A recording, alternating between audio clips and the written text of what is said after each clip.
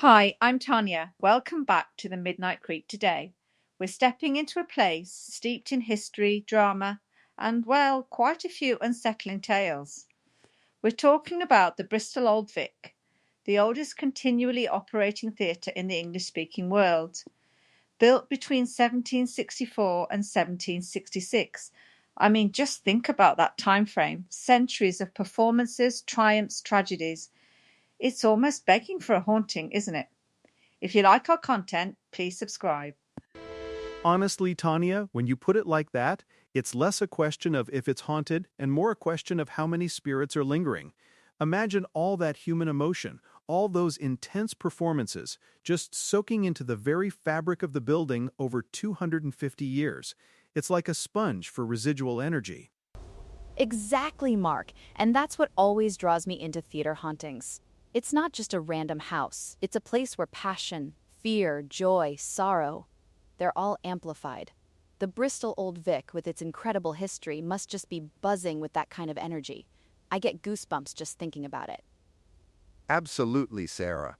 As someone who's spent a fair bit of time in old theaters, there's a certain feeling you get, a weight in the air, a sense of silent witnesses.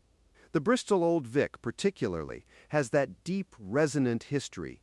You can almost feel the whispers of past audiences, the echoes of standing ovations. But of course, it's the more tangible, or intangible, I suppose, experiences that truly capture the imagination. And it does capture the imagination, doesn't it? Because the Old Vic has one particular spirit that really stands out. The theatre's most famous ghost is believed to be Sarah. Now, there's a bit of debate about which Sarah. Some link her to the legendary actress Sarah Siddons, others to theatre manager Sarah Macready. But whoever she is, her presence is undeniably strong. Ah, Sarah! I find her story so poignant. This idea that she might be tied to tragic love, mourning a lost partner who died right there in the theater. It adds such a layer of human emotion to the spectral. It's not just a spooky ghost, it's a soul in anguish, still searching. And the specifics of her appearances are really something. Wandering the auditorium, backstage areas, sometimes as a woman in period dress. But the one that always gets me is actors reporting seeing a woman sitting in the audience who suddenly vanishes. Can you imagine? You're doing your thing, you glance out, and there she is. A quiet observer, then gone. That would shake me to my core. Oh, absolutely. The ghost light is always left on in theaters for a reason, right?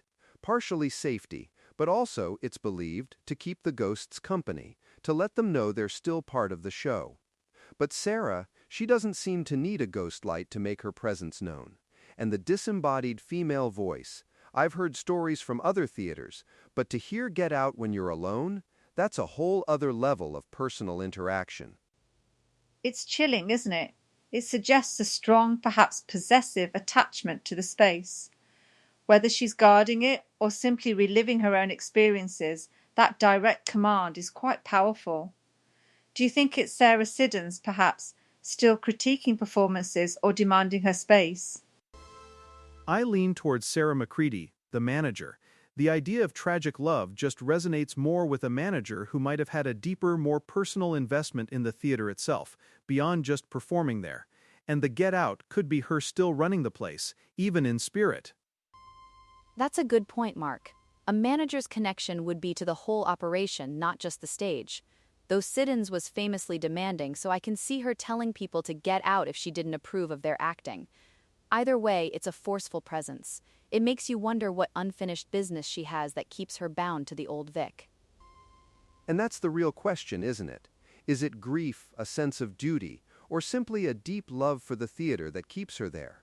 Whatever it is, she's clearly not ready for her final curtain call. But Sarah isn't the only one making her presence felt. There's another spirit, a bit more mischievous, known as the Restless Painter, or Richard. Ah, Richard. A different kind of haunting altogether, it seems. Less about emotional distress and more about a bit of a practical joker, maybe? He's said to be a scenic artist or painter who tragically died in an accident while working in the theatre. What kind of antics is Richard blamed for? Oh, Richard sounds like a classic poltergeist type, but with a specific identity. Staff apparently blame him for moving props, which, as an actor, would drive me absolutely insane. Imagine blocking out a scene, knowing exactly where everything is, and then poof, your prop is on the other side of the stage. Or just unexplained noises, things shifting. It sounds less menacing than Sarah, and more an inconvenience from beyond the grave. I can actually picture him, you know? A painter used to being busy, always moving things around, maybe a bit clumsy even in life. And now, in death, he's just continuing his work, maybe still trying to perfect a set, even if it means moving a chair from stage left to stage right just for the sheer heck of it. It's almost endearing, in a spooky way. Endearing until you're trying to find that crucial teacup in Act 2. But yes, it feels like a spirit with a different kind of energy. Sarah is emotional, perhaps melancholic, while Richard sounds like he's still clocking in, still part of the crew, just in a non-corporeal form. He died doing what he loved, presumably, so maybe he just never truly left the job. He's probably still grumbling about the latest set design changes.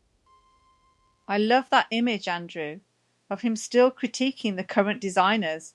It makes them feel a bit more present.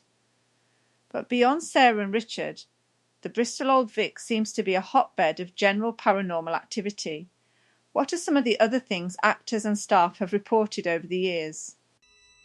Oh, it's a whole laundry list of classic haunting tropes.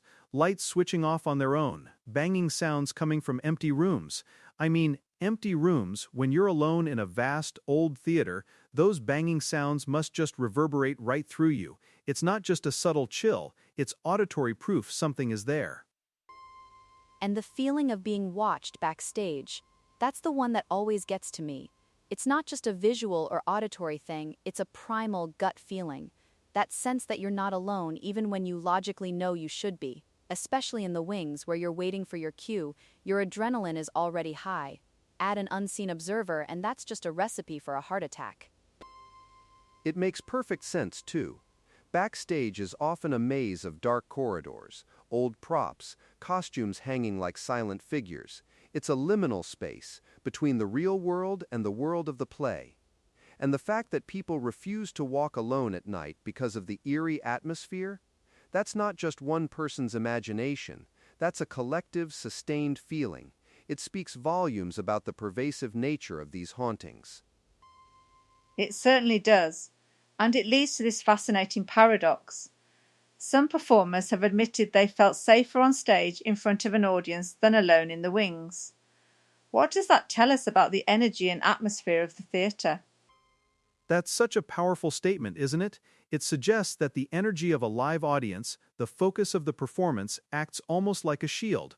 Or perhaps the spirits are more active or curious when the theater is quiet, when they have the run of the place. They're part of the theater's fabric, but maybe they don't want to steal the spotlight during a performance. Or maybe the sheer human presence of hundreds of people is enough to just push back any unseen forces, like a psychological barrier. You're feeling watched backstage, you're alone, vulnerable. But on stage, you're empowered, you're performing, and you have that massive collective human energy in front of you.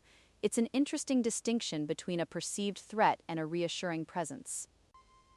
It's also about the intention of the space. On stage, it's about creation, about bringing a story to life. Backstage, especially when empty, it's more about the echoes, the preparations, the waiting. Maybe the spirits feel more comfortable observing from the shadows, away from the glare of the lights. It's their theater, after all, when the living aren't occupying it with their performances. And it makes you wonder if these spirits, whether Sarah or Richard or others, are almost like resident patrons, or perhaps even critics. They've seen it all, hundreds of plays, countless actors. Maybe they're just enjoying the show, or occasionally giving their 2 cents worth by moving a prop or whispering a warning. I love that idea, like they're just part of the ongoing theater family. They're not necessarily malicious, just present. And for Sarah particularly, if she's mourning, perhaps watching the drama unfold on stage is a way for her to process her own personal tragedy, a perpetual form of catharsis. It does humanize them a bit, doesn't it? Rather than just being some nameless, faceless ghost. The stories about Sarah and Richard give them personalities, motivations.